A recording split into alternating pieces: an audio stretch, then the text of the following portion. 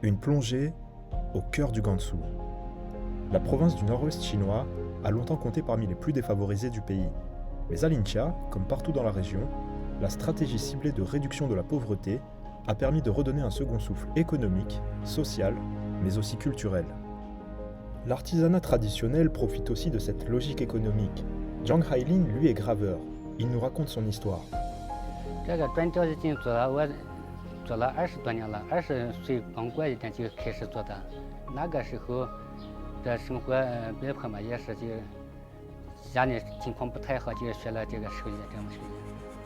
那个时候没有现在的这样大厂子嘛，到集市上开一个小卖铺，就这样铺面就做嘛。那个时候这个销量也少，就是订做的人也少嘛。 À Linxia, la gravure sur brique a donc créé un cercle vertueux et a permis à de nombreux habitants de trouver un débouché.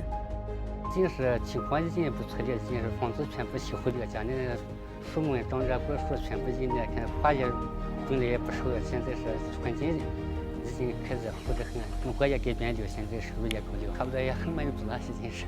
Loin d'être une exception, le Gansu a bénéficié du pari de la Chine de tabler sur son patrimoine culturel et son artisanat régional.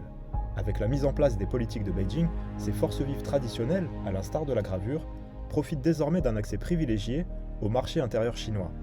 咱们临夏砖雕是临夏地区重要的这个文化支柱产业之一啊。近2年，在政府部门的大力扶持下，临夏砖雕产业取得了长足发展。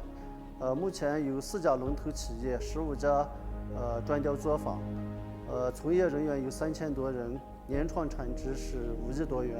在这个文化引领产业发展当中，在这个非遗助推这个扶贫工作当中，临夏砖雕是做得比较好的。 Zhang Hailin, lui, a parcouru un long chemin depuis ses débuts.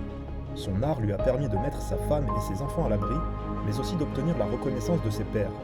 Après plus de 20 ans de carrière, il compte désormais parmi les meilleurs artisans graveurs du pays et s'est vu récompensé de nombreuses fois ces dernières années. Ici, la pauvreté n'est de toute évidence plus qu'un lointain souvenir.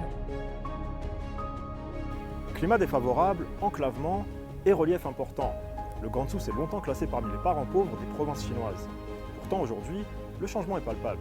Avec la construction des nouvelles routes de la soie, la population a su valoriser un savoir-faire ancestral. L'économie a su trouver une forme d'équilibre, l'urbanisation décolle et le niveau de vie augmente, répondant ainsi à la politique de réduction de la pauvreté engagée par Beijing.